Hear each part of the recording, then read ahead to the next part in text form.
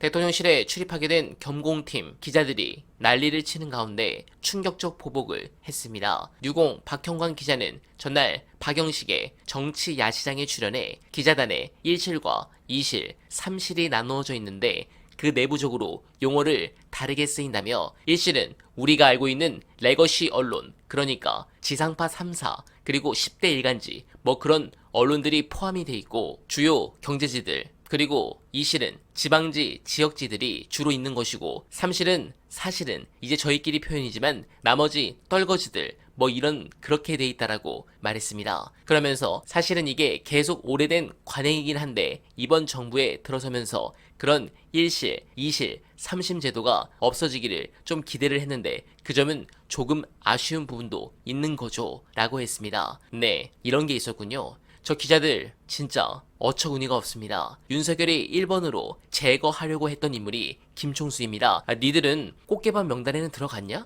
김치찌개랑 계란말이 해주니까 쳐 웃던 자들이 말입니다. 관련해 이 언론에 대한 문제 어제 제대로 풀이해준 분석이 큰 화제인데 끝까지 들어봐 주시고 여러분들의 생각 댓글로 부탁드립니다. 박찬대 후보자에게 먼저 소식이 갔고 그리고 이게 이재명 대통령이 박찬대 후보자에게 알려준 것처럼 네, 그런 식의 이른바 명심론이라고 하는 걸 만들려고 했어요.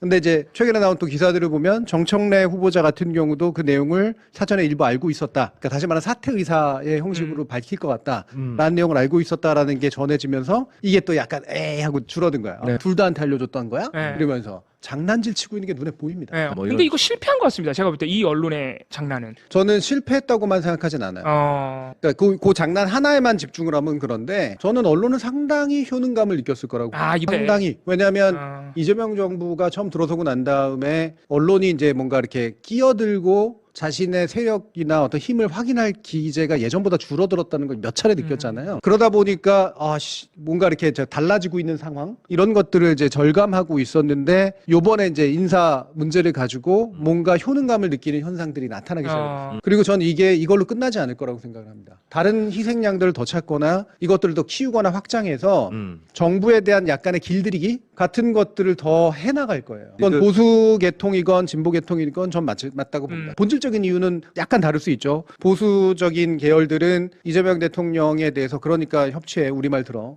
라고 하기 위해서 또는 진보 계통 같은 경우에는 자기가 옳다고 생각하니까 잘못된 길로 가지 마 뭐 이러면서 아닌 진보 언론도 있어요. 하지만 뭐 어쨌든 진의라고 그냥 생각하고 그냥 얘기를 한다면 여러 가지 이유로 길들이기에 들어가는 거예요. 그건 확실합니다. 저는. 그러니까 그 부분에 대해서 그래서 이제 오늘은 이 얘기만 제가 하려고 이걸 가져온 건데 예를 들면 저는 계속해서 이제 이진숙 후보자에 관련해서는 애초부터도 좀 부정적인 견해를 밝혔고 굳이 누가 된다 안 된다를 저는 얘기하고 싶어 하진 않지만 굳이 말하면 저는 이거는 맞는 인사는 아닌 것 같다라고 생각을 처음부터 얘기했고요. 강선우 후보자에 관련해서는 정확하게 알 수 있는 구석과 그럴 수 없는 구석이 너무 섞여 있어서 그래서 이 부분은 임명권자의 판단이 그냥 제일 중요한 문제인 것 같다라고 이제 얘기를 한 거예요. 드러난 것만으로 예를 들면 어떤 분도 댓글 달았는데 갑질을 그런 식으로 되게 가볍게 생각할 줄 몰랐다, 실망했다 이런 말씀을 주시는데 제가 갑질을 가볍게 생각하는 게 아니라 갑질이라고 하는 것들의 실체가 뭔지에 대해서 확정된 말을 저는 많이 가지고 있지 못합니다. 그리고 갑질이라고 얘기되는 것들은 상당히 주관적인 판단에 의해서 일어나는 일들이 많아요. 다시 말하면 서로 주장들이 부딪히는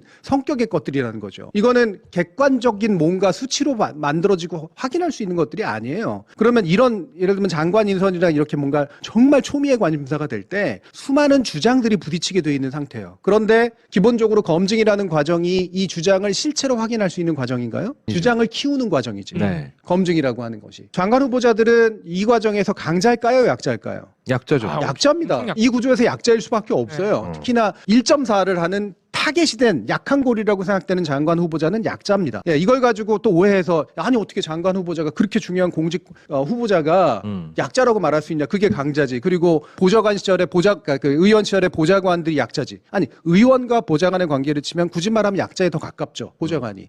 하지만 그 사안을 가지고 주장이 부딪혔을 때 방어해야 되는 입장 속에 놓여져 있는 후보자는 정보상 약자의 존재에 놓일 수밖에 없다라는 거예요. 그리고 그거를 스스로가 극복해내야지. 당연히 해명을 하건 사과를 하건 긴 건 기고 아닌 건 아니다라고 밝히건 그건 어쩔 수 없는 숙명입니다. 장관 후보자가 가지고 있는. 그래서 그건 했어야 된다고 생각을 해요. 근데 이 과정에서 저는 그래서 그러니까 이게 갑질이 굉장히 중요한 이슈라고 생각하고 그게 만약에 사실이라고 여러분들이 판단을 하신다면 이것 때문에 이 장관을 못하는 게 맞다라고 판단해도 좋다고 봅니다. 저는 반대해서 나 이것의 상당 부분이 주장에 불과하고 아직까지 제대로 검증된 바가 없는데 이 부분을 가지고 장관 후보자를 낙마시키는 거는 옳지 않은 일이다라고 생각하는 분들도 있다고 봐요. 저는 그것도 충분히 타당하다고 생각을 해요. 예. 굳이 말하면 저는 이걸 한 6대4 정도로 봅니다.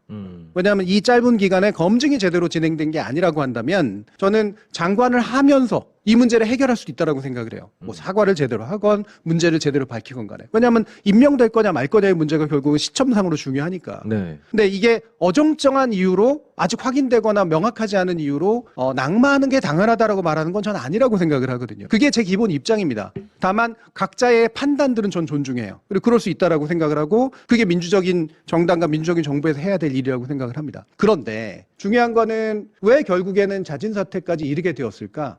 사안의 중요함일까? 아니면 다른 이유일까? 전 이 부분을 질문하고 싶습니다. 이 부분을. 저는 다른 이유 때문이라고 생각을 하거든요. 이건 월요일 날도 제가 얘기했던 거고. 네. 그 다른 이유가 뭐겠어요? 가장 핵심으로는 여성가족분들, 여성단체들이 반대하고 나섰습니다.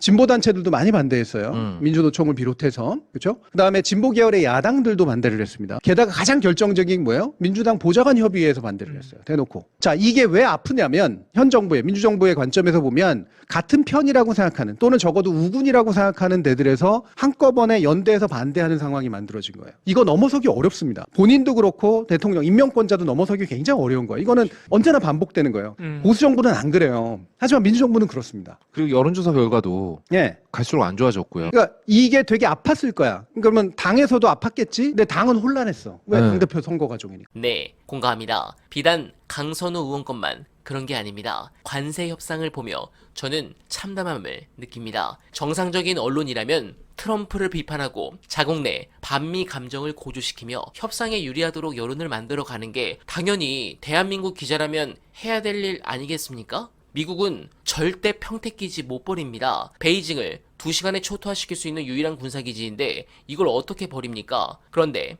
일본이 다 퍼주고 15%로 된 부분을 두고 이재명 정부와 민주당은 이만큼도 못 지킬 것이라며 망하라고 사실상 저주를 내리며 기사를 씁니다. 민주당이 정권만 잡으면 용감해지는 외람이들, 저 인간들 어떻게 해야 합니까? 제가 한 가지 꼭 이 대통령께 부탁을 드리자면 김대중 대통령께서 언론사 세무조사로 주류 언론사들 사주를 전부 구속시켰죠. 이거 아니었으면 노 대통령께서 집권 못했습니다. 이재명 정부 성공의 절반 이상이 정권 재창출에 달렸는데 꼭 임기 내에 언론사 세무조사를 간절하게 부탁드리며 어날바는 오늘도 최선을 다하겠습니다. 여러분 고맙습니다.